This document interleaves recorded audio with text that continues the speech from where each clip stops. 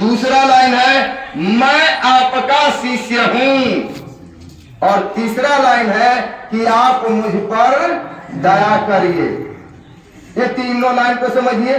पहला लाइन है हे शिव, हे का मतलब होता है समर्पण, यानी हे शिव आप मेरे गुरु हैं, यानी अब तक मैं जो किया, क्या किया क्या नहीं किया मैं नहीं जानता हूं, आज से मैं आपको अपना गुरु मानता हूं, आपको अपना गुरु मानता हूं।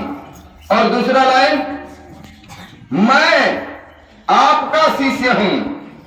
आपने वहां नहीं कहा कि मेरा बेटा भी आपका शिष्य है, मेरा पति भी आपका शिष्य है, पूरा मोहल्ला के लोग भी शिष्य है, नौकरी के लिए गुरु मानता हूं, बेटा के लिए गुरु मानता हूं, ये नहीं कहा।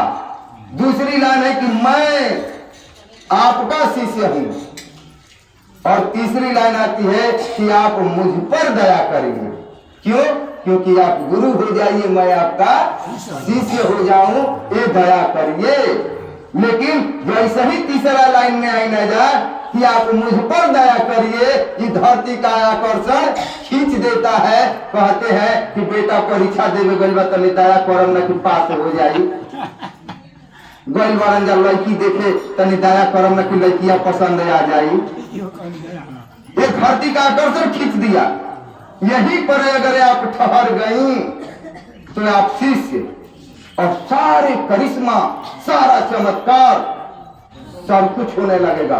एक दीदी लोग भजन गाती है, जिसके हृदय में शिव गुरु बंद है उसके जीवन में आनंद ही आनंद है। तो महादेव यहाँ बस जाए ना दे दे, करिश्मा होने लगेगा, चमत्कार होने लगेगा। तो इस तीन सूत्र को हम यहाँ चलिए आप सभी लोग बहुत देर से बैठी हैं। थोड़ा सा साहब ने एक बात कहा हम लोगों से, कहीं कोई रुकावट नहीं, कहीं कोई बंधन नहीं, कहीं कोई नियम नहीं, कहीं कोई शर्त नहीं। सुनिए जरूर, थोड़ा सा शांति बनाइए, आगे बैठी हैं। एक चीज, अनेकों गुरु भाई बहन आएंगे, ध्यान दीजिएगा लास्ट शब्द, अनेकों गुरु भाई बहन हमारे और आपके बीच में आएंगे और अलग अलग ढंग से बातें बताएंगे। आप हम उलझन में फंस जाएंगे कि भैया कहलन तमन सही बा, दीदी कहली तमन सही बा, भैया वो भैया आइलन तो ऐसे बतौलन, वो भैया आइलन तो ऐसे बतौलन। पहला ध्यान देगा कि आप सभी लोगों के साहब ने कहा कि भाई साहब हम और आप सिखाने वाले नहीं है, गुरु ताकतवर होगा तो अपने शिष्य को सिखा लेगा, अपने शिष्य को बता लेगा। यहाँ किसी के बात के उलझन में नहीं पड़ने की जरूरत है। याद करिएगा अपने अपने दिन को, हम लोगों ने कखा गगह पढ़ा, चिचड़ी खाचा, कपड़ा फाड़ा, कागज फाड़ा, लेकिन आज इंजीनियर बना। उसी तरह कुछ नहीं आता है हमको, कुछ नहीं आता है, दया नहीं मांगने आता है, नमः शिवाय नहीं करने आता है, गुरु को प्रणाम करने नहीं आता है, लेकिन मेरा भाव अगर वाल्मीकि जैसा है, मारा मारा कहते कहते राम से प्रेम हो गया।